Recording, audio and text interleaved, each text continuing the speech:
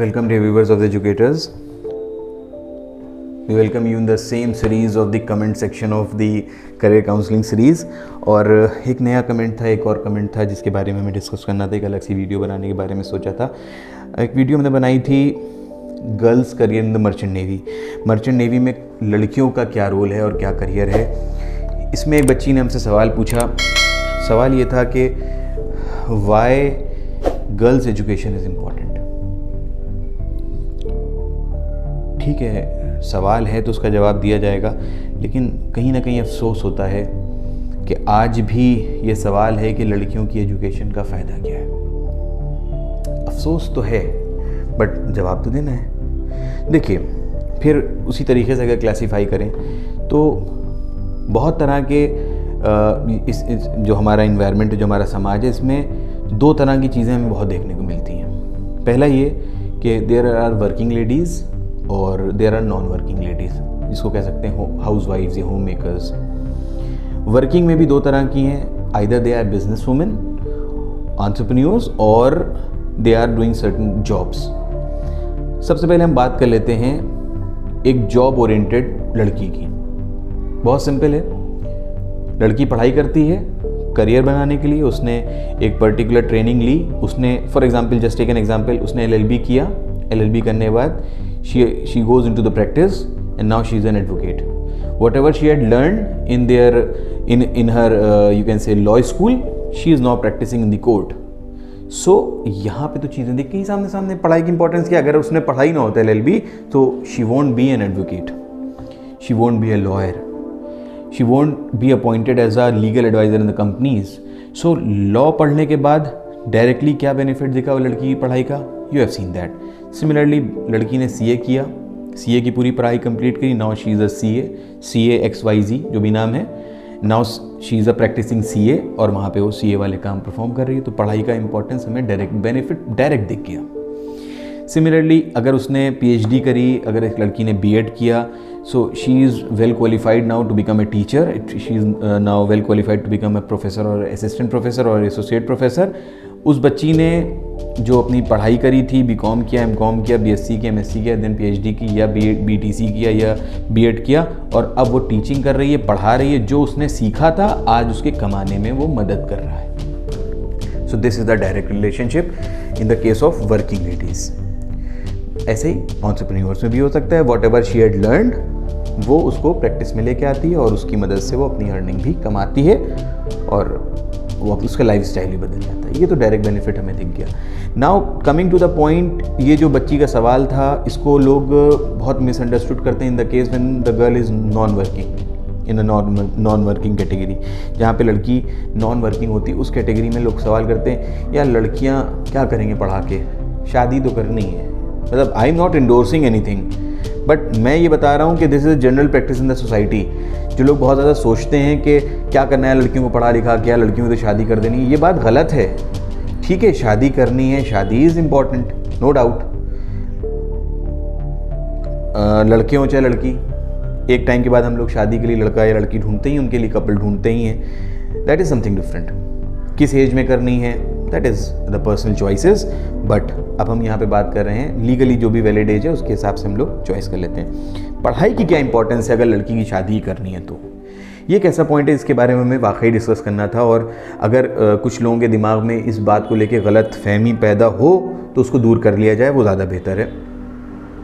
पढ़ाई करने की बेनिफिट उन लड़कियों के लिए क्या हैं कि जिनको कोई जॉब नहीं करनी, कोई वर्किंग नहीं करनी, कोई बिजनेस नहीं करना है। देखिए, लड़की को अगर आप पढ़ाते हैं तो you are teaching the whole generations. As a teacher, as a counsellor, as an educator, when I am teaching a boy, when I am teaching a person male, तो हम सिर्फ उसको पढ़ा रहे होते हैं। But when I am teaching a female, I assume myself that I am teaching generations. मैं ये मानता हूँ कि जब मैं एक लड़की को पढ़ाता हूँ, एक बच्ची को पढ़ाता हूँ, at that point of time I am teaching the generations. मैं पूरी जनरेशंस को पढ़ा रहा होता हूँ। आने वाली नस्लों को पढ़ा रहा होता हूँ। Because why? बिकॉज अगर लड़की घर में है, जॉब कर रही है या नहीं कर रही है, that is something different, but when she is at her home and taking care of their children, अगर पढ़ी लिखी लड़की होगी तो she knows the etiquette, she know the ethics, she know how to deal with the financial problems, she know how to handle circumstances, she knows better कि किस तरह से हमें किस सिचुएशन में किस तरह से हमें क्या बात करनी है, शी नोज कि हमें जब पैसे कमाना है तो पैसों को किस तरीके से हमें इन्वेस्ट करना है कि हमें पैसे मिल सकें। Because girl in my opinion run multiple industries, लड़का सिर्फ एक इंडस्ट्री चला रहा है। जब हम सुबह घर से निकलते हैं तो मेरा काम सिर्फ कमा के आना होता है, दैट्स इट, याद रखिएगा। मेरे एक सर लखनऊ यूनिवर्सिटी में जब मैं पढ़ता था तो मेरे एक सर मुझसे अक्सर कहा करते हैं, मैं उनका नाम ले लूँ, प्रोफेसर बिमल जायसवाल साहब, मुझसे अक्सर ये बात हम लोग से क्लास में कहते थे कि देखो बेटा, लड़कियों की बहुत इज्जत करो क्योंकि तुम लोग सिर्फ एक इंडस्ट्री चला रहे हो, बट ये जो लड़कियां हैं they are running multiple industries. वो नाश्ता भी बना रही हैं, they are running hospitality industries, they are running आपके कपड़े भी धोती हैं, घर की साफ़ सफाई भी करती हैं, क्लीनिंग भी करती हैं, ये खाना भी पकाना जानती हैं, ये कोर्टेसी के साथ लोगों से मिलती हैं, जब इनके घर मेहमान आते हैं तो ये उनसे मिलती हैं, आप नहीं मिलते हैं, ये घर की औरतें मिलती हैं। इसी तरीके से आपके घर कपड़ों में प्रेस करना, शॉपिंग करना, बहुत सारी इंडस्ट्रीज़ करती हैं। आप सोच के देखें कभी कि एक लड़की कितने काम करती है। तो वही चीज़ यहाँ पे बात आती है कि अगर एक लड़की पढ़ी लिखी होती है तो माना जाता है कि समाज पढ़ जाएगा। क्यों? क्योंकि पढ़ी लिखी लड़की को सब कुछ, सारे तरीके, सारे एटिकेट्स आते हैं, किस तरह से कब कैसे बात करनी है। वो अपने बच्चे को भी, जो उसके बच्चे होंगे, जो उसके ऑफस्प्रिंग्स होंगे, उनको भी बहुत ही प्रॉपरली वे में समझा सकेगी, देखो बेटा ये गलत है, एथिकली सही नहीं है, देखो बेटा जब खड़े हो तो अगर कोई बड़ा हो तो तुम खड़े हो जाना जब वो आए, अगर तुम पानी पी रहे हो तो बैठ के पानी पीना, अगर कोई बड़ा तुमसे कुछ कहे तो तुम बोलना नहीं, सर झुका के सुन लेना, अगर तुम्हारी गलती नहीं हो तो बहुत ही पोलाइटली अपनी बात को जस्टिफाई करना। ये सब कौन सिखाएगा? जिसने खुद सीखा होगा वो सिखाएगा। अगर माँ ही पढ़ी लिखी नहीं होगी तो ये सब चीज़ें बच्चों को कौन ट्रांसफ़र करेगा? बाप तो सुबह काम पे चला गया। ये माँ होती है जो अपने बच्चों को ये तमीज़ सिखाती है, ये माँ होती है जो बच्चे को पढ़ना सिखाती है।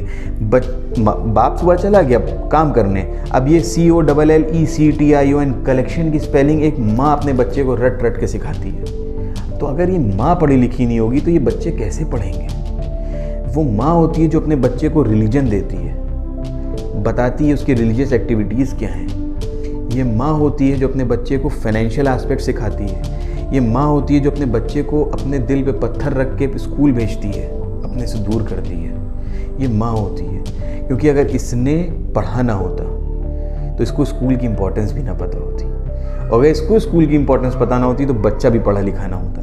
तो एक माँ होती है जो अपनी पूरी नस्लों को पढ़ाती है। इसलिए बच्चों की पढ़ाई बहुत ज़रूरी है, और ख़ासकर बच्चियों की पढ़ाई उससे ज़्यादा ज़रूरी है। लड़कों की पढ़ाई भी ज़रूरी है, लेकिन लड़कियों की पढ़ाई इसलिए मैं ज़्यादा एम्फेसिस कर रहा हूँ क्योंकि हमारे नेशन में अभी भी फीमेल लिटरेसी रेशियो बहुत कम है। सो प्लीज़ बच्चियों को ज़रूर पढ़ाइए, बच्चियों को ज़्यादा कॉशियस करिए, क्योंकि चेंजिंग वर्ड को उनको ज़्यादा कायदे से समझना है। लड़के तो बाहर निकलते हैं, चेंजिंग वर्ड को देख के अपने एक्सपीरियंसेस से भी समझ जाएंगे, लेकिन बच्चियों को जल्दी और ज़्यादा कायदे से इन चीज़ों को समझना होगा। सो उम्मीद करता हूँ थोड़ा सा शायद इमोशनल हो गया। कोई दिक्कत आती अगर इसमें फ्यूचर में आ रही है तो आप हमसे बेझिझक पूछिए, और उम्मीद करते हैं कि जितनी बातें भी हमने कही और उससे आप अग्री करेंगे, और अगर कोई डाउट होता है तो आप पूछ सकते हैं कमेंट सेक्शन में, व्हाट्सएप कर सकते हैं। Thank you for watching.